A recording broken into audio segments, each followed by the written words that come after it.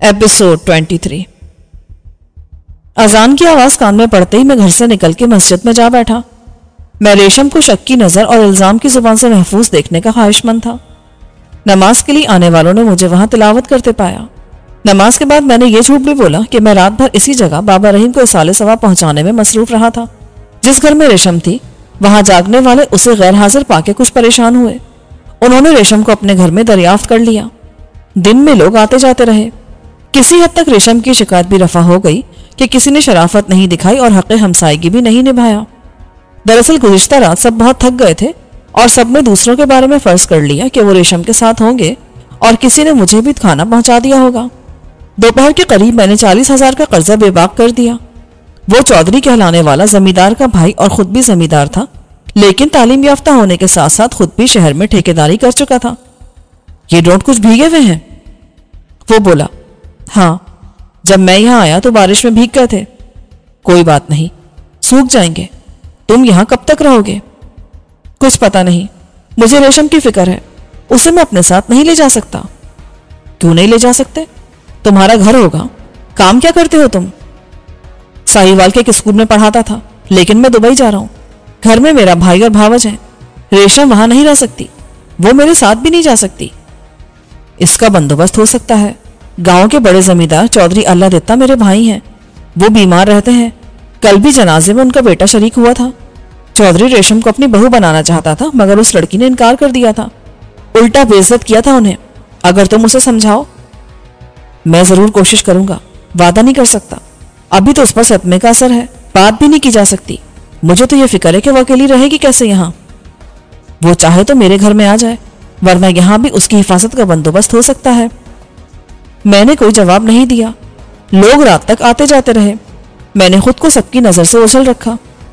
گزشتہ رات اوپر کے علاقے میں شدید بارش ہوئی تھی، اس کے نتیجے میں ندی پہلے سے بھی زیادہ چڑھ گئی تھی۔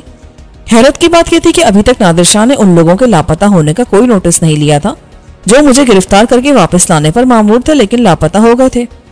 وہ بھولنے والا آدمی نہیں تھا۔ انتظار کی حد ختم ہو جانے کے بعد وہ نئے لوگوں کو گم ہو جانے والوں کی تلاش میں روانہ کرے گا اور وہ اسی راستے پر پوچھتے نکلیں گے تو آسانی سے جائے حادثہ کا سراغ لگا لیں گے۔ پھر وہ اپنے وسائل استعمال کریں گے اور ندی کی تہہ سے پک اپ کا ڈھانچہ بھی نکال لیں گے اور لاشیں بھی۔ ان میں میری اور نورین کی لاش نہیں ہوگی تو وہ تلاش کا دائرہ وسیع کریں گے۔ ان کے لیے پھر مجھ تک پہنچنا مشکل ضرور ہوگا، ناممکن نہیں۔ میں رات کو واپس آیا تو ریشم اکیلی اپنے کمرے میں بیٹھی تلاوت کر رہی تھی۔ تم کہاں چلے گئے تھے؟ سارا دن گزر گیا۔ میں نے کوئی جواب نہ دیا اور اس سے کچھ فاصلے پر بیٹھ گیا۔ کل سویم کے بعد میں چلا جاؤں گا۔ اس نے جیسے میری بات نہیں سنی۔ کھانا کھا لو، دوپہر سے آیا رکھا ہے۔ اس نے سلور کی پتیلی کے ساتھ 2 اسٹیل کی پلیٹیں تخت پر رکھ دی۔ ایک پیالی میں دہی تھا، ایک شیشی میں آم کا اچار۔ بھوک نہ ہونے کے باوجود میں نے ریشم کا ساتھ دیا۔ باپ کی موت کا اتنا بڑا صدمہ برداشت کرنے میں اس نے حیرت انگیز ہمت کا مظاہرہ کیا تھا۔ میرے جانے کے بعد تم اکیلی کیسے رہو گی؟ اس کی فکر تمہیں کیوں ہے؟ تم جیسی لڑکی اکیلی نہیں رہ سکتی، تمہیں شادی کر لینی چاہیے، پھر تمہارا گھر ہوگا۔ تم کرو گے مجھ سے شادی؟ گھر تو یہ ہے۔ چودھری صاحب کا لڑکا تم سے اب بھی شادی کرنا چاہتا ہے۔ اس کے چچا نے بات کی تھی مجھ سے۔ اس کا چچا کر لے مجھ سے شادی، میں تیار ہوں۔ یہ کیا فضول بات ہے ریشم؟ فضول بات تم نے کی ہے۔ کیا تم جانتے ہو چودھری کے بیٹے کو جو اس کی سفارش کر رہے ہو؟ 1 نمبر کا آوارہ اور عیاش ہے۔ میری بات پر اعتبار نہیں تو کل خلیفے سے پوچھ لینا، گاما کا ماما بتائے گا، ورنہ میں تمہیں ان لڑکیوں سے اور ان شادی شدہ عورتوں سے ملوا دیتی ہوں جن کو اس نے خریدا یا زبردستی اٹھوایا۔ ایک میں ہوں جو اس کے قابو میں نہیں آئی۔ یہی ایک چیلنج بنا ہوا اس کے لیے۔ عزت کا سوال ہے میرے لیے، بے عزتی کی بات ہے اس کے لیے۔ اس کے یار دوست حرام زادے شودے لفنگے سے اکساتے ہیں، جانتے ہیں کہ شکار کرنے کے بعد شیر کا پیٹ بھر جاتا ہے تو لومڑی اور گیدڑوں کے لیے چھوڑ جاتا ہے وہ۔ آخر میں آ جاتے ہیں ہڈیوں پر سے گوشت نوچنے والے گدھ۔ میں کیا کروں؟ بھاگ جاؤں؟ بھاگ کے کہاں جاؤں یہ بتا دو۔ کون سی جگہ ہے جہاں میں محفوظ ہو جاؤں گی؟ مجھے تو مسجد میں بھی پناہ نہیں ملے گی، مولوی صاحب نکال باہر کریں گے۔ ابھی ساتھ کے گاؤں میں یہی ہوا تھا، بیچاری نے خودکشی کر لی۔ خاموشی کے ایک طویل وقفے کے بعد میں نے کہا، میں نے اپنے بارے میں سب کچھ بتا دیا ہے تمہیں۔ میری زندگی تو ایک مسلسل فرار ہے، نورین کی تلاش میں۔ تمہارے لیے خبر تھی جو آج ہی سنی تھی میں نے۔ ایسے واقعات یہاں سننے میں آتے رہتے ہیں۔ ندی میں کوئی لاش بہتی آ جاتی ہے، ہمیشہ کوئی عورت ہوتی ہے، کبھی شوہر قتل کرتے ہیں، کبھی اغوا کرنے والے، تو کبھی غیرت کے نام پر خود اپنے گھر والے۔ بات مشہور ہوتی ہے اور ختم ہو جاتی ہے، نہ کوئی تفتیش ہوتی ہے، نہ کوئی والی وارث آتا ہے۔ لوگ اتنا ضرور کرتے ہیں کہ دفنا دیتے ہیں۔ کچھ دن پہلے نہانے اور کپڑے دھونے والی عورتوں نے ایک عورت کو بہتا دیکھا تھا۔ انہوں نے شور مچایا تو 2 لڑکے ندی میں تیرتے گئے، وہ اسے نہ پکڑ سکے۔ ایک لڑکا کنارے کے ساتھ دوڑتا گیا۔ اس نے بتایا کہ آگے لاش کنارے کی طرف آ کے کہیں گھاس یا جھاڑیوں میں اٹک گئی تھی، لیکن وہ عورت زندہ تھی۔ اس لڑکے نے قسم کھا کے بتایا کہ وہ ہاتھ ہلا رہی تھی، مگر لڑکا تیرنا نہیں جانتا تھا اور وہاں کنارہ نیچے تھا۔ بعد میں لوگ گئے تو کچھ نہ ملا، سب نے سمجھ لیا کہ لاش آگے بہہ گئی، میرا مطلب ہے وہ عورت۔ لیکن اگلے روز وہ لڑکا پھر گیا تو اس نے ایک جگہ ٹوٹی ہوئی چوڑیاں دیکھ لی۔ وہ قسم کھا کے کہتا ہے کہ یہ اسی عورت کی چوڑیاں تھیں۔ جب اس نے ہاتھ ہلتا دیکھا تو چوڑیاں نظر آئی تھیں، پیلے رنگ کی۔ میں چونکا، پیلے رنگ کی؟ یعنی سونے کی یا پلاسٹک کی؟ نہیں، نہ سونا نہ پلاسٹک، وہ کانچ کی تھی۔ میں نے بے چینی سے پوچھا، اور اس کے کپڑے؟ اس لڑکے نے لباس بھی دیکھا ہوگا۔ اس نے کہا تھا شلوار پیلی تھی، قمیض گلابی سی۔ چوڑیوں کے ٹکڑے ملنے کا کیا مطلب ہے؟ یہی کہ اس کو کسی نے نکالا ہے۔ چوڑیاں اس نے بھی زرد پہن رکھی تھی، لیکن کپڑے مختلف تھے۔ شرٹ میں لال اور کالا رنگ تھا اور شلوار نارنجی تھی۔ ہو سکتا ہے لڑکے نے لال کو گلابی سمجھا ہو، زرد اور نارنجی تو پانی میں ایک نظر آ سکتے ہیں۔ یہ کب کی بات ہے ریشم؟ کون تھا وہ لڑکا؟ یہ تم معلوم کر سکتے ہو، شاید بار بار صبح تمہاری شیف بنانے آئے۔ وہ یہاں کا اخبار ہے چلتا پھرتا، اسے سب معلوم ہوتا ہے، ورنہ وہ معلوم کر لیتا ہے۔ کل سویم میں کچھ لوگ آئیں گے، باتوں باتوں میں پوچھ لینا، کیا پتا وہ نورین ہی ہو۔ مگر تم نے تو نکل جانے کا پکا فیصلہ کر لیا ہے، نورین کے لیے بھی نہیں رکو گے 1-2 دن؟ ریشم، خدا کے لیے میری پوزیشن کو سمجھو، میں وہ شکار ہوں جس کے پیچھے شکاری کتے لگے ہیں۔ میں کہیں بھی ایسے نہیں رہ سکتا جیسے سب رہتے ہیں، اور یہ جگہ تو بہت خطرناک ہے۔ حادثہ اسی جگہ پیش آیا تھا، وہ معلوم کرتے ہوئے یہاں آ جائیں گے۔ پولیس کچھ کرے نہ کرے، وہ پک اپ کو بھی نکال لیں گے اور لاشیں بھی۔ میری اور نورین کی لاش نہ ملی تو وہ فرض نہیں کریں گے کہ ندی کا پانی بہا لے گیا۔ وہ آگے تک پوچھیں گے، انہیں وسائل کی کیا کمی؟ وہ پیشہ ور غوطہ خوروں کو لا سکتے ہیں جو ندی کی تہہ وغیرہ کھنگال کے دیکھ لیں گے۔ پانی کے اوپر سے تہہ کی تصویریں لینے والے کیمرے لا سکتے ہیں، اور اس کے بعد وہ ندی کے دونوں طرف ہر گاؤں چھان ماریں گے۔ پھر تو وہ یہاں بھی آ سکتے ہیں نا؟ ریشم کے لہجے میں کچھ خوف آ گیا۔ ہاں، اور اب ان کی تفتیش کا نشانہ تم بنو گی، جب ثابت ہو جائے گا کہ تم ہی نے مجھے پناہ دی تھی۔ تمہارا بابا تو ہے نہیں، وہ تمہیں اٹھا کے لے جائیں گے۔ اسی لیے کہتا ہوں کہ اس گھر سے چلی جاؤ، کسی محفوظ گھر میں۔ اب بھی تم اس بھیڑیے کے گھر کو میرے لیے محفوظ کہتے ہو؟ چلو اسے چھوڑو، یہ گاما کا ماما، یہ بھی تو تم سے شادی کرنا چاہتا ہے۔ وہ تلخی سے بولی، اور مجھے بچا بھی سکتا ہے ان سے جو اتنے خطرناک مجرم ہیں کہ تم بھاگے پھر رہے ہو۔ خیر، تم میری فکر چھوڑو، پہلے میں تمہارا حساب بے باک کر دوں۔ حساب؟ کون سا حساب؟ وہ مجھے جواب دیے بغیر اٹھ کر گئی اور اس نے تخت کے نیچے سے ایک ٹین کا صندوق کھینچ نکالا۔ کپڑوں کے درمیان سے اس نے پرانے میلے کپڑوں کا ایک چھوٹا سا بنڈل نکالا اور تخت پہ رکھ کے کھولا۔ اس کے اندر چھوٹے بڑے نوٹ کاغذ کے پرزوں کی طرح بندھے ہوئے تھے۔ زیادہ نوٹ 150 کے تھے، مگر مجھے 500، 1000 کے نوٹ بھی دکھائی دیے۔ کیا ہے یہ؟ وہ ایک ایک نوٹ اٹھا کے ترتیب سے تہہ در تہہ جمع کرتی گئی۔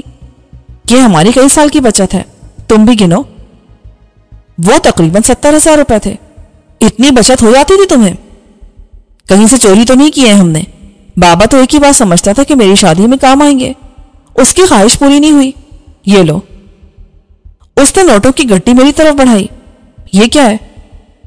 وہ 40,000 جو تم نے دیے تھے۔ میں نے غصے سے کہا، تم بے عزت کر رہی ہو مجھے، تم کیا سمجھتی ہو میں یہ رکھ لوں گا؟ اور تم کیا سمجھتے ہو کہ میں تم سے لے لوں گی مدد یا قرض؟ وہ میرا باپ تھا اور یہ اسی کی کمائی ہے۔ تم نے وقت پر سارے معاملات کو سنبھالا، اس کے لیے تمہارا شکریہ۔ یہ احسان باقی رہے گا، مگر پیسے تم پکڑ لو۔ لو پکڑو۔ دیکھو ریشم، میں نے جو کچھ کیا بابا کے لیے کیا تھا۔ کس رشتے سے؟ کیا حق تھا اس پر تمہارا؟ تم تو مہمان تھے، مرنے والے کا قرض وارث چکاتے ہیں۔ مزید بحث اور تلخی سے بچنے کے لیے میں نے نوٹ پکڑ لیے، لیکن میرے ذہن اور اعصاب کے لیے آزمائش کا عذاب بڑھ گیا۔ میں اس مشکل صورتحال سے فرار چاہتا تھا، لیکن ہر طرف ایک ہی سوال میری راہ میں دیوار بن جاتا تھا۔ جانتے پوچھتے اپنی آنکھیں بند کر کے تم اس اکیلی لڑکی کو درندہ صفت اور حوث کے مارے بھیڑیوں جیسے انسانوں کے رحم و کرم پر چھوڑ سکتے ہو؟ فرار کی صورت کوئی نہ تھی، میں محصور ہوتا جا رہا تھا۔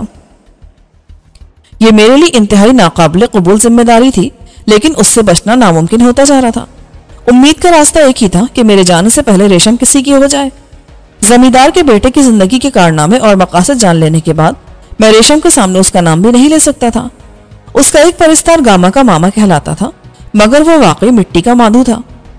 دوسری طرف ریشم تھی جو ہار ماننا، خود کو کمزور سمجھنا یا مصلحت کے تحت سمجھوتا کرنا نہیں جانتی تھی، اور میں اسے غلط نہیں کہہ سکتا تھا۔ معلوم نہیں کب اپنے کمرے میں تخت پر لیٹ کر میں چھت کو گھورتے گھورتے سو گیا۔ اچانک جیسے قیامت آ گئی۔ میں نے ریشم کے چیخنے چلانے کی آواز سنی۔ وہ نہ جانے کس کو گالیاں دے رہی تھی۔ اس سے پہلے کہ میں اٹھتا، تاریکی میں سے 2 سائے نمودار ہوئے۔ ایک نے ہاتھ گھما کے میرے سر پر ہاکی ماری۔ اندھیرا گہرا ہو گیا اور میں نے یوں محسوس کیا جیسے زمین میرے قدموں کے نیچے سے نکل گئی ہے اور میں کنویں کی گہرائی میں اترتا جا رہا ہوں۔ جب مجھے ہوش آئے تو میرے ہاتھ پیر بندھے ہوئے تھے اور میں فرش پر پڑا تھا۔ میرے حواس بحال ہونے میں کچھ وقت لگا۔ پھر میں نے اس پختہ دیواروں والے کمرے کو دیکھا۔ اس میں ایک مسہری لگی ہوئی تھی۔ اس پر بستر بچھا تھا اور دیوار کے ساتھ 2 طرف گاؤ تکیے پڑے ہوئے تھے۔ کچھ فاصلے پر ایک میز کے گرد 4 کرسیاں تھیں۔ میز پر شراب کی خالی بوتل نظر آ رہی تھی اور 4 گلاس رکھے ہوئے تھے۔ ایک دیوار میں لکڑی کے پٹوں والی کپڑوں کی الماری تھی۔ فرش پر پرانا قالین تھا جس کے پھول اور داغ دھبے ایک ہو رہے تھے۔ بیڈ کے بالکل سامنے والی دیوار پر 6 فٹ لمبا اور چوڑا آئینہ ایک ڈریسنگ ٹیبل کا حصہ تھا، لیکن بیڈ کا پورا منظر دکھاتا تھا۔ دوسری طرف غسل خانہ جس کا دروازہ کھلا ہوا تھا اور اندر سے پانی گرنے کی آواز سنائی دے رہی تھی۔ پھر پانی گرنا بند ہو گیا اور گیلے بالوں کو تولیے میں لپیٹے ایک عورت برآمد ہوئی۔ اس کا بدن خشک تھا مگر اس نے کپڑے نہیں پہن رکھے تھے۔ بڑی بے نیازی سے اس نے الماری کا ایک پٹ کھولا اور اپنے لیے لباس کا انتخاب کرنے لگی۔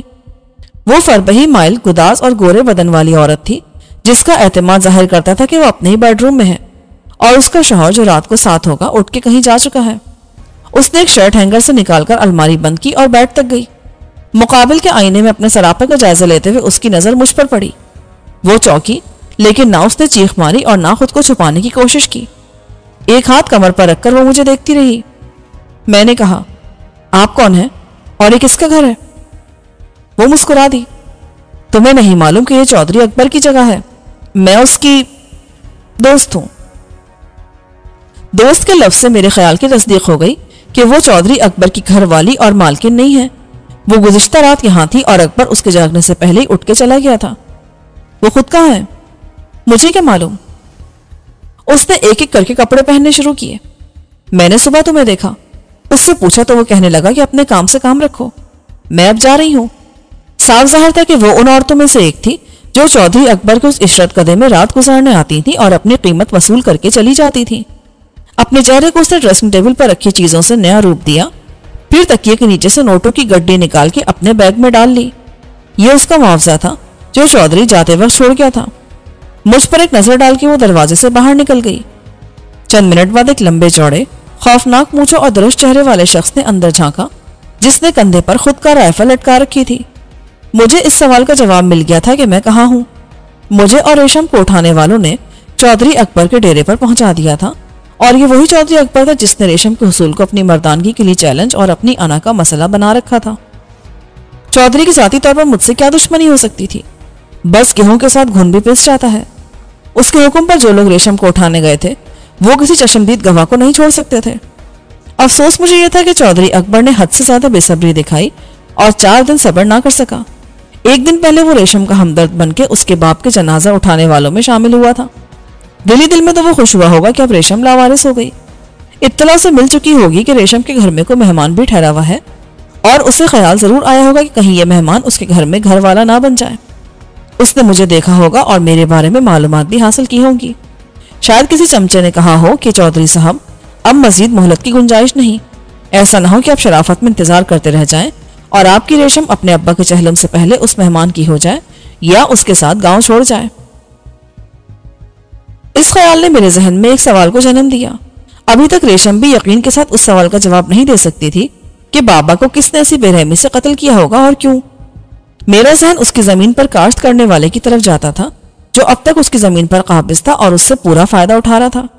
شاید اس کے دماغ کے کسی گوشے میں یہ خیال بھی ہو کہ جس دن رحیم بخش نہ رہا زمین عملاً اس کی ہو جائے گی، ریشم مجبور ہوگی کہ اس پر انحصار کرے۔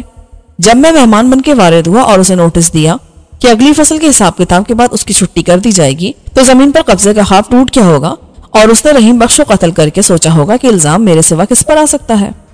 یہ اتفاق تھا کہ اس وقت ریشم میرے ساتھ تھی اور وہ میرے حق میں صفائی کی گواہ بنی۔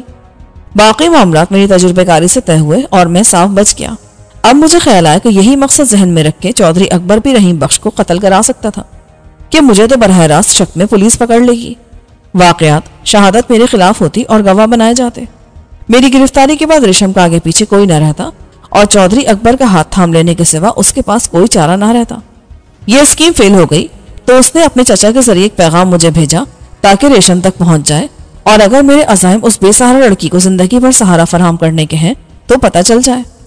میں نے ایسی کوئی بات نہیں کی تھی، لیکن جس طرح ریشم کسی کی پرواہ کیے بغیر اس گھر میں میرے ساتھ تھی، اس سے یہی ظاہر ہوتا تھا کہ وہ کوئی فیصلہ کر چکی ہے اور اب اسے کسی کے باتیں بنانے کی کوئی پرواہ نہیں۔